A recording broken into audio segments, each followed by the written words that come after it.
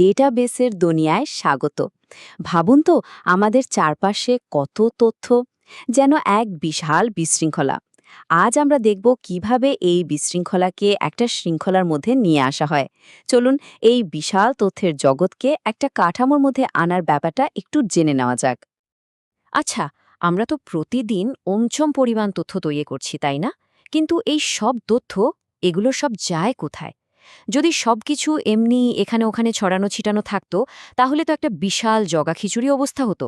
আর ঠিক এখানেই এই সমস্যার সমাধান হিসেবেই কিন্তু ডেটাবেসের দরকার পড়ে। তো আজকে আমরা ঠিক কি বিষয় নিয়ে কথা বলবো তার একটা ছোট্ট ঝলক দেখে নেওয়া যাক। আমরা শুরু করব ডেটাবেস আসলে কি সেটা দিয়ে। তারপর দেখব এর গঠনটা কেমন, এর আসল ক্ষমতাটা কোথায়, আর শেষে জানব এই পুরো সিস্টেমটা চলে কিভাবে, আর এর সাথে আমরা কথাই বা বলি কিভাবে। তাহলে আর দেরি কেন, চলুন শুরু করা যাক আমাদের প্রথম অংশ দিয়ে। ডেটাবেস জিনিসটা আসলে কি? সোজা কথায় এর মূল কাজ হলো সম্পর্কিত তথ্যগুলোকে এক জায়গায় গুছিয়ে রাখা। তো ডেটাবেস হলো এমন কিছু ডেটা বা তথ্যের সংগ্রহ যাদের নিজেদের মধ্যে একটা সম্পর্ক আছে। এটা কিন্তু শুধু একগাদা তথ্যের স্তূপ না, একদমই না। এটা একটা গোছানো সিস্টেম যেখানে প্রত্যেকটা ডেটা একে অপরের সাথে কানেক্টেড। ধরুন একটা লাইব্রেরির কথা। সব বই যদি মেঝেতে ছড়ানো ছিটানো থাকতো, ওটাকে কি আর লাইব্রেরি বলা যেত? যেত না, তাই না? ঠিক সেভাবেই সম্পর্ক ছাড়া শুধু তথ্যকে ডেটাবেস বলা যায় না। যদি আরও সহজ করে বলি, তাহলে একটা ডিজিটাল ফাইলিং ক্যাবিনেটের কথা ভাবা যেতে পারে। ঠিক যেমন একটা ক্যাবিনেটে সবকিছু সুন্দর করে ফাইল করে রাখা হয়, এখানেও তাই। আর এই উদাহরণটা মাথায় রাখলে আমাদের পুরো আলোচনা বুঝতে কিন্তু বেশ সুবিধে হবে। মজার ব্যাপার হলো, আমরা হয়তো টেরও পাই না, কিন্তু আমরা সারাদিনই ডেটাবেস ব্যবহার করছি। আমাদের ফোনের যে কন্ট্যাক্ট লিস্ট কিংবা লাইব্রেরির ক্যাটালগ, ভোটার তালিকা, এমনকি কোম্পানির কর্মীদের রেকর্ডের কথাই ধরুন, এই সবই কিন্তু এক একটা ডেটাবেসের দারুণ উদাহরণ। আচ্ছা, বাইরের দিকটা তো বোঝা গেল। এবার চলুন ডেটাবেসের একটু ভেতরে ঢুমারা যাক, মানে এর অ্যানাটমিটা একটু দেখি। এই যে তথ্যের বিশাল একটা কাঠামো, এটা আসলে কি ছোট ছোট জিনিস দিয়ে তৈরি, সেটাই এখন দেখব। এই যে দেখুন, এখানে একটা খুব সাধারণ ডেটাবেস টেবিল আছে, যেখানে একটা কোম্পানির কর্মীদের তথ্য রাখা হয়েছে। এই টেবিলটাকেই আমরা এখন ব্যবচ্ছেদ করে দেখব, মানে এর মূল উপাদানগুলো কি তা বোঝার চেষ্টা করব। প্রথম যে জিনিসটা নিয়ে কথা বলবো সেটা হলো ফিল্ড। ফিল্ড হচ্ছে একটা রেকর্ডের সবচেয়ে ছোট অংশ। টেবিলের দিকে তাকালে প্রত্যেকটা কলামে হলো একটা ফিল্ড, যেখানে একই ধরনের তথ্য থাকে। আমাদের সেই ফাইলিং ক্যাবিনেটের উদাহরণে যদি ফিরে যাই, তাহলে এটা হলো ফাইলের ওপরে লাগানো লেবেলের মতো একটা ব্যাপার। যেমন ধরুন, এই যে নেম কলামটা, এটা একটা ফিল্ড। খেয়াল করে দেখুন, এই কলামে কিন্তু প্রত্যেক কর্মীর শুধু নামটাই রাখা হয়েছে, অন্য কিছু না। ব্যাস, এটাই ফিল্ডের কাজ, একই ধরনের তথ্যকে এক জায়গায় রাখা। ফিল্ড তো গেল, এবার আসি রেকর্ডে।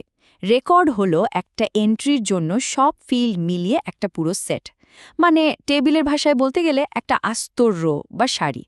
আমাদের সে ফাইলিং ক্যাবিনেটে যেমন একটা লোকের জন্য একটা পুরো ফোল্ডার থাকে, রেকর্ডও ঠিক তেমনই। যেমন এই যে আমিনুল নামের কর্মীর জন্য যে সারিটা হাইলাইট করা হয়েছে, এটাই একটা কমপ্লিট রেকর্ড। দেখুন, এখানে তার সম্পর্কে সব তথ্য, তার আইডি, নাম, পদের নাম, কোন ডিপার্টমেন্টে কাজ করে, সব কিছু একসাথেই আছে। আর ডেটা হলো একদম মূল জিনিসটা, মানে প্রত্যেকটা ফিল্ডের ভেতরে যে আসল তথ্য বা ভ্যালুগুলো থাকে। ল্যাটিন শব্দ ডেটাম থেকে এসেছে ডেটা, যার মানে তথ্যের উপাদান। সোজা কথায় আমাদের ফোল্ডারের ভেতরে যা যা লেখা, সেটাই হলো ডেটা। এই যে দেখুন, অ্যাকাউন্টেন্ট শব্দটা, এটা একটা ডেটা। এটা আছে আমিনুলের রেকর্ডে, জব টাইটেল ফিল্ডের ঠিক ভেতরে।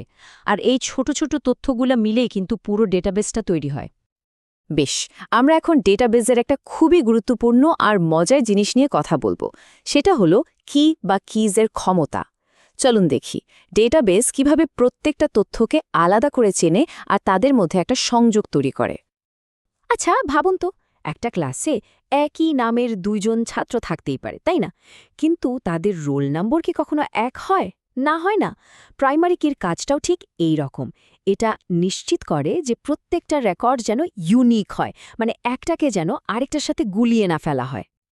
আর ফরেন কি? এটা হলো একটা টেবিলের প্রাইমারি কি, যেটা অন্য একটা টেবিলে ব্যবহার করা হয়। কেন? দুটি টেবিলের মধ্যে একটা লিঙ্ক বা সম্পর্ক তৈরি করার জন্য। বলতে পারেন এটা দুটো আলাদা তথ্যের দ্বীপকে জোড়া লাগানোর একটা সেতুর মতো কাজ করে। এই টেবিলটা দেখুন, কি দারুণ একটা উদাহরণ। স্টুডেন্ট অ্যাডমিশন ফাইলে যে রোল নম্বরটা, ওটা হলো প্রাইমারি কি। এটা প্রত্যেক ছাত্রকে আলাদা করে চিনতে সাহায্য করছে। আবার দেখুন, এই একই রোল নম্বর যখন রেজাল্টস ফাইলে ব্যবহার করা হচ্ছে, তখন ওটা হয়ে যাচ্ছে ফরেন কি। আর ঠিক এটার কারণেই আমরা খুব সহজে একজন ছাত্রের নামের সাথে তার পরীক্ষার রেজাল্টটা মিলিয়ে ফেলতে পারছি। তো ডেটাবেসের গঠন তো বোঝা গেল, কিন্তু এই সব কিছু চালায় কে? চলুন এবার সেই ম্যানেজমেন্ট সিস্টেম নিয়ে কথা বলা যাক, যেটা আসলে এই পুরো অপারেশনের ব্রেইন বা মস্তিষ্ক। ডেটাবেস ম্যানেজমেন্ট সিস্টেম বা সংক্ষেপে ডিবিএমএস হলো একটা সফটওয়্যার। এর কাজ কি? এর কাজ হলো আমাদের আর ডেটাবেসের মধ্যে যোগাযোগ করিয়ে দেওয়া। অনেকটা একজন লাইব্রেরিয়ানের মতো, তাই না? যিনি বই গুছিয়ে রাখেন, আমাদের দরকার হলে বই খুঁজে দেন, আবার পুরো লাইব্রেরির দেখভালও করেন। তাহলে একটা ডিবিএমএস ঠিক কি করতে পারে? দেখুন, এটা নতুন ডেটাবেস বানাতে পারে, ডেটা ইনসার্ট করতে, আপডেট করতে বা ডিলিট করতে পারে, আবার চোখের পলকে যে কোনো তথ্য খুঁজেও বের করতে পারে।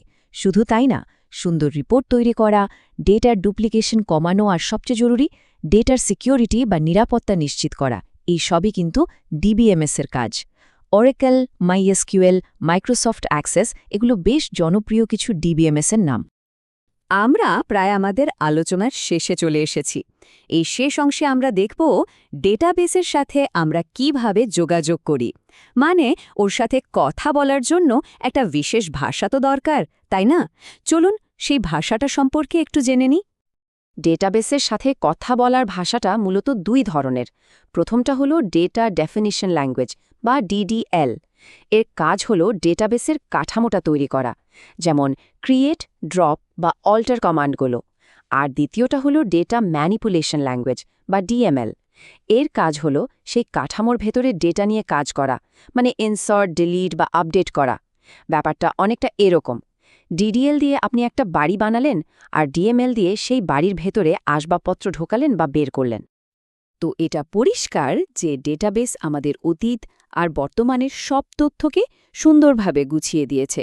কিন্তু আসল প্রশ্নটা হলো, এটা আমাদের ভবিষ্যৎকে কিভাবে প্রভাবিত করবে, কিভাবে আমাদের আগামী দিনগুলোকে আরও নতুনভাবে সাজিয়ে তুলবে। এই প্রশ্নটা না হয় ভাবার জন্য তোলা রইল।